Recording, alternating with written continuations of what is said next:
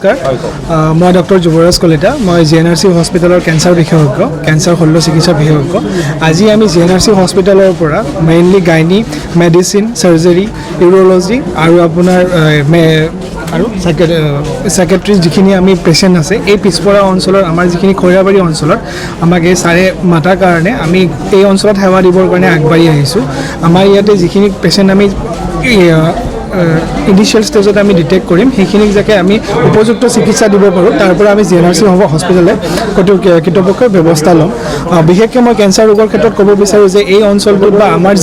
যিটো অসম বা নৰ্থ ইষ্ট অঞ্চলত সাধাৰণতে কেঞ্চাৰ ৰোগটো যথেষ্ট বেছি বিশেষকৈ মুখৰ কেঞ্চাৰ হওক পেটৰ কেঞ্চাৰ হওক বা বক্ষ বা ব্ৰেষ্টৰ কেঞ্চাৰ আৰু জৰায়ুৰ কেঞ্চাৰ এইখিনি কেঞ্চাৰ যথেষ্ট বেছি ইতিমধ্যে মই ইনিशियल লক্ষণ যিখিনি হ'ব পাৰে মুখৰ আলচাৰ হওক বা মুখৰ পৰা ব্লিডিং হ'ব পাৰে বা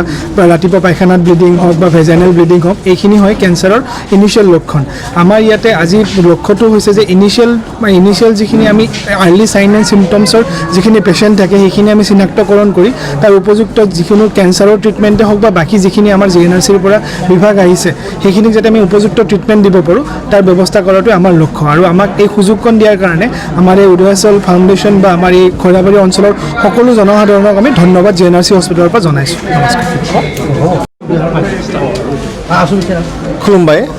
जों दिनै इउर'ल'ज फाउन्डेशननिफ्राय आरो GNRC गुवाहाटी आरो उदालगुरि हेल्थ सार्भिसेसनि हेफाजाबाव सानबानि हाबाफारि लानानै बेसेन नाङै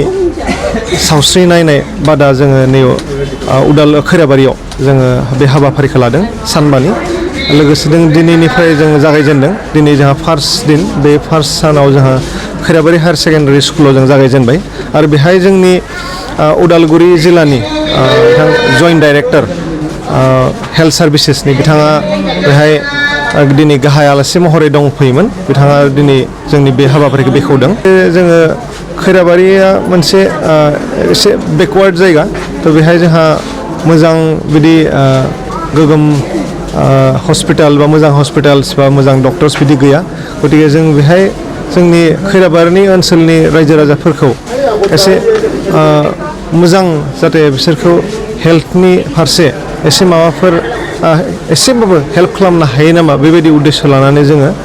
बे जोंनि फ्रि हेल्थ चेकआप केम्पखौ जोङो लानाय जादों बेहाय जोङो जोंनि ट्रिटमेन्टआ कमप्लिटलि फ्रि जागोन आरो मेडिसिन्सफोरखौबो जोङो बिथांमोननो फ्रि होनाय जागोन दासिम जोंहा नियारलि 500+ मानसि अलरेडि फैबाय रेजिस्ट्रेसन जागासिनो दङ ट्रिटमेन्ट सोलिगासिनो दङ बेलासेसिम आरोबाव जोङो आसा खालामदों